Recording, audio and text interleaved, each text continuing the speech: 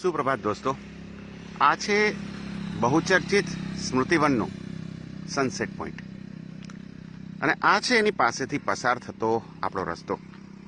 દોસ્તો, આપ સૌ જાણો છો એ પ્રમાણે ભુજમાં કચરાના ઢગ હોવા એ ન્યૂ નોર્મલ બની ગયું છે. ન્યૂ નોર્મલ એટલે કે હવે આપણે કોઈ ફરક નથી પડતો કે કોઈ જગ્યાએ કેટલો કચરો છે અને કોઈ જગ્યાએ કેવું સફાઈ કામ થાય છે. આપણે સૌ એવું માનીએ છીએ કે ભાઈ આ તો હવે આવું જ રહેશે અને આમાં તો કોઈ ફરક નહીં પડે. આપણે સૌનું એવું માનવું છે. એમ છતાંય વારે વારે એવી અપેક્ષા બને છે કે શાણા નાગરિકો કંઈક જાગશે, કંઈક આ વિશે બોલશે, કંઈક લોકોના કાન આંભળશે.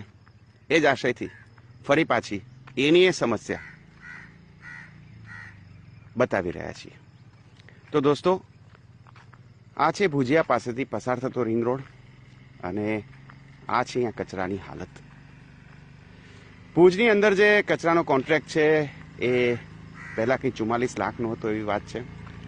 ફરી પાછો નવો કોન્ટ્રાક્ટ કંઈ અપાયો હશે, એના કંઈ અલગથી પૈસા હશે, નવા કંઈ નક્કી થયા હશે. કેવી રીતે એ પૈસા નક્કી થાય છે, જાય છે અને કેવી સેવાઓ લેવાની એમાં એ નક્કી થાય છે એ તો જે કરનારા હોય જાણે.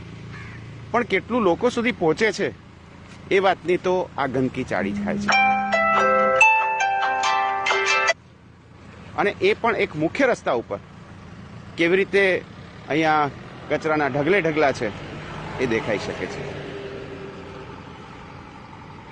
અને કંઈ એકાદ કોઈ જગ્યાએ આવો કચરાનો ઢગલો નથી. તમે જોઈ શકો છો કે લગભગ અડધા કિલોમીટર સુધી આટલો ને આટલો ગાઢ કચરો દેખાય છે.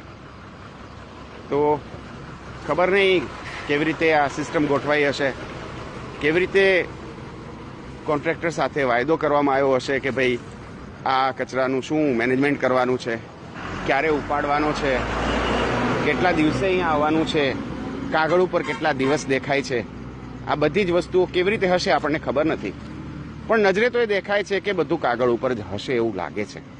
કેમ કે તમે જોઈ શકો છો કે આ રસ્તાની શું હાલત છે. આ રસ્તો છે કે કચરાનો ઢગ છે. વાહનોને નીકળવા માટે કચરાની સાઈડમાંથી થઈને જવું પડે છે. આપણા જવાનો સવારમાં પોતાની કામગીરી બજાવી રહ્યા છે, ડ્યુટી બજાવી રહ્યા છે, એમના વાહનો અહીંથી નીકળી રહ્યા છે અને આવી ગંદી જગ્યામાંથી એ લોકોએ રસ્તો કરીને પોતાના વાહન કાઢવા પડે છે. ભુજવાસીઓ તરીકે, ભુજના નાગરિકો તરીકે આપણા સૌ ઉપર આ એક મોટું કલંક છે. દોસ્તો, જે લોકો સ્મૃતિવન આવશે, શું એ લોકો આ રસ્તેથી પસાર નહીં થાય? જે પ્રવાસીઓ ભુજમાં આવે છે, શું એ પ્રવાસીઓને આ બધી વસ્તુઓ નહીં દેખાય? તો શું આપણા માટે આ શરમની વાત નથી? આપણે જ્યારે ભુજની અંદર નવા જે જોણા થયા છે, જોવાની જગ્યાઓ થઈ છે, એ જગ્યા માટે આપણે જ્યારે દુનિયાને કહી રહ્યા છીએ કે તમે અમારી પાસે આવો, તમે ભુજની મહેમાનગતિ માણો, ભુજમાં જોવાલાયક સ્થળો જુઓ. એ પછી રક્ષકવન હોય, સ્મૃતિવન હોય, હમીરસર હોય, સફેદ રણ હોય, કેટલી બધી જગ્યાઓ એવી છે કચ્છમાં અને ભુજમાં કે જોવાલાયક છે. આઈના મહેલ હોય, એ બધી જ જગ્યાએ આપણે લોકોને આવકારીએ છીએ. તમે આવો અમારા શહેરમાં. પણ શું આપણે એમને એવું કહેવું પડશે કે તમે આવો અમારા ગંદા શહેરમાં, તમે આવો અમારા ઉકરડાવાળા શહેરમાં? આવું આપણે કહેવું પડશે. અને જ્યારે એ લોકો અહીંથી પસાર થશે ત્યારે આપણા વિશે શું વિચારશે? નગરપાલિકાની વાત છોડી દો, નાગરિકો વિશે શું વિચારશે કે અહીંના નાગરિકો આવા છે કે આવું સહન કરે છે? આટલી ગંદકી છે, આટલો કચરો છે, એની સામે બોલનારું કોઈ નથી. આને ઠીક કરવા માટે કહી શકે એવો એક પણ માણસ આપણા શહેરમાં નથી. દોસ્તો, ખરેખર ખૂબ દુઃખની વાત છે કે આટલો ભયાનક કચરો અહીંયા હંમેશા હોય છે.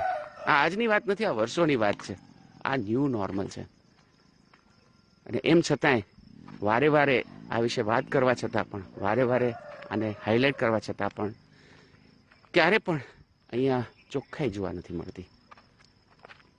તો દોસ્તો, તમને પણ જો એવું લાગતું હોય કે ભુજ ચોખ્ખું થવું જોઈએ, ભુજના નાગરિકો જે ટેક્સ આપે છે, જે લગભગ 125 કરોડ જેટલું બજેટ છે ભુજ નગરપાલિકાનું, તો એ બધો ટેક્સ ભુજના નાગરિકો આપે છે.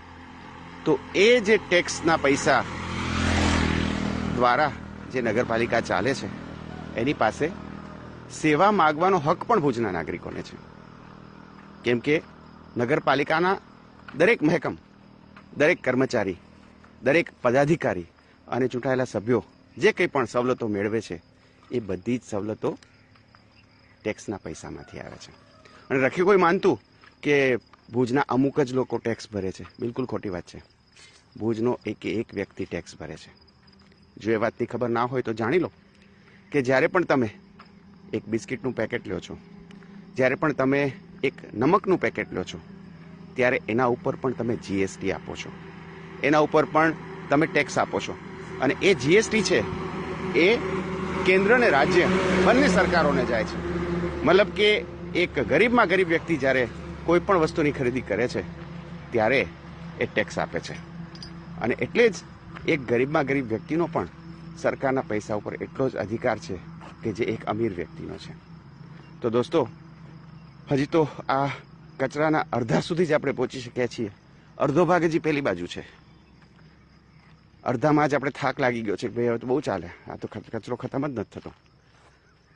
તો આ વિડીયોને જરૂરથી શેર કરજો. ચૂંટણી આવી રહી છે એ કારણે પણ જો આ કામ થતું હોય, જો અહીંયા યોગ્ય રીતે કાર્ય ગોઠવાતું હોય તો આપણા સૌના ફાયદા માટે છે. અહીંયા જે કચરો છે એ માત્ર કચરો નથી પણ રોગોનું ઘર છે. દોસ્તો, તમે ન જાણતા હો તો એ પણ વાત જાણી લો કે આ કચરાની અંદર જ માખીઓ થાય છે. આસપાસ આટલી બધી જે માખીઓ બણબણે છે એ ક્યાં આવે છે?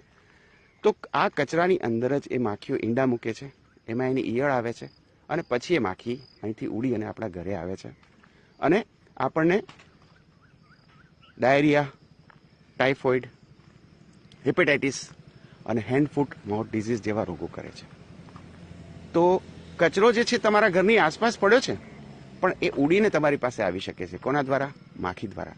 એવી રીતના ચાલીને પણ તમારા ઘરે આવે છે. કેવી રીતે આવે છે? તો કે આ જ કચરામાં ઉંદરો થાય છે, આ જ કચરાની અંદર કોક્રોચીસ થાય છે, વંદા થાય છે અને આ બધા જ અલગ અલગ રોગના વાહકો છે. દોસ્તો, જેને યાદ હશે એ લોકો યાદ કરી લે કે આ કચરાની સમસ્યાને કારણે સુરતમાં પ્લેગ ફાટી નીકળ્યો હતો અને એ પછી સુરતની અંદર કેટલા બધા લોકોના પ્લેગને કારણે મોત થયા હતા. જ્યારે સુરતમાં કચરાને કારણે આવી ભયાનક મહામારી જોવા મળી, જેનાથી આખી દુનિયા સ્તબ્ધ થઈ ગઈ, ત્યારે સુરતના લોકો જાગ્યા.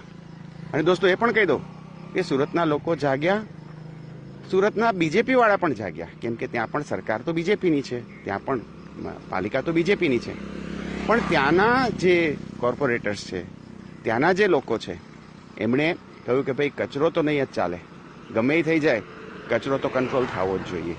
અને એ કારણે સુરતની અંદર આજે તમે આખું અલગ ચિત્ર જોશો કે ત્યાં પહેલાં જ્યાં કચરાના ઢગ હતા ત્યાં આજે સરસ રીતે લોકો કચરાને વધારે સારી રીતે મેનેજ કરે છે. એક નવાઈની વાત એ પણ છે કે પક્ષ પાર્ટીને છોડો, પણ શહેરો એકબીજા પાસેથી શીખતા કેમ નથી? ક્યાં નડે છે? શું નડે છે કે જો સુરત જેટલી મોટી મહાપાલિકામાં કચરાનું કામ યોગ્ય રીતે થઈ શકતું હોય તો ભુજ જેટલા નાના શહેરમાં શા માટે ન થઈ શકે? ક્યાં અટકે છે? શું અટકે છે? આ એક મોટો સવાલ છે. એ સવાલ આપણે સૌએ કરવો જોઈએ. અને આમાં ક્યાંય પક્ષ પાર્ટી નથી આવતી, કેમ કે સુરતની અંદર પણ ભાજપની સરકાર છે. તો ત્યાં જો કામ થઈ શકતું હોય તો ભુજમાં કેમ ના થઈ શકે? શા માટે ના થઈ શકે? શું અટકે છે? ક્યાં અટકે છે? તો દોસ્તો, આ બહુ વાજબી સવાલો છે, જે સવાલો આપણે સૌને કરવા જોઈએ, જે આપણી આસપાસના હરેક વ્યક્તિએ કરવા જોઈએ. અને જે લોકોને આપણે આની જવાબદારી સોંપી છે એ લોકોને પણ આ સવાલ જરૂરથી થવા જોઈએ. તો દોસ્તો, આ વિડીયો વધુમાં વધુ શેર કરજો અને ભુજને સારું બનાવવા માટે, ભુજને સર્વોત્તમ બનાવવા માટે તમારી ને આપણા સૌની જે લાગણી છે એને જરૂરથી આગળ પહોંચાડજો. Thank you so much.